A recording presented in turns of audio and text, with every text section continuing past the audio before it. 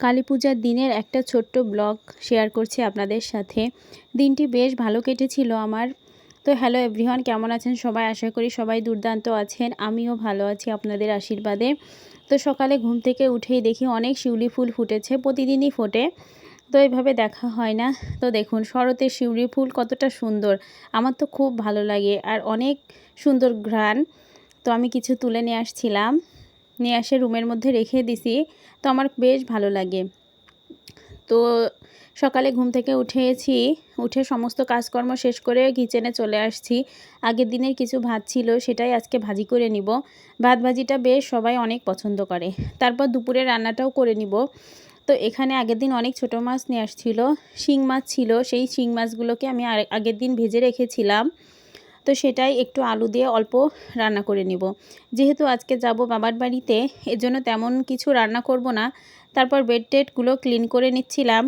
বাবুর বাবা তো উঠে গিয়েছে, উঠে খাবার দাবার খেয়ে সে একটু বাহিরে গেছে। তো আমরা যাব বিকালের দিকে।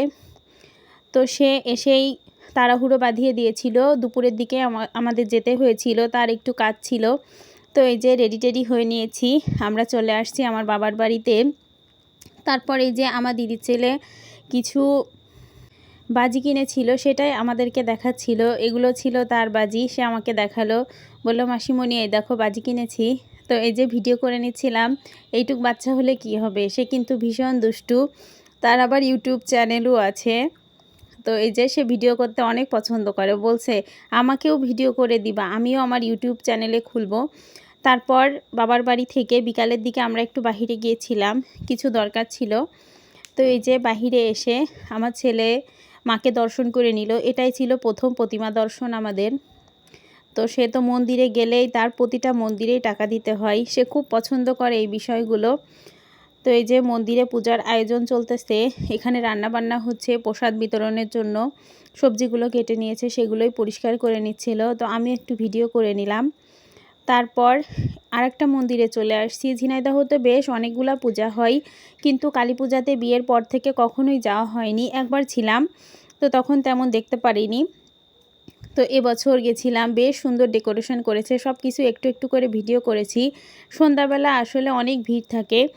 তারপর আবার আমরা রাত্রেবেলা ফ্যামিলির সবাই মিলে বেড়াতে গিয়েছিলাম। আমার মা তেমন কোনো পূজা দেখতে যায় না, বাহিরে যায় না।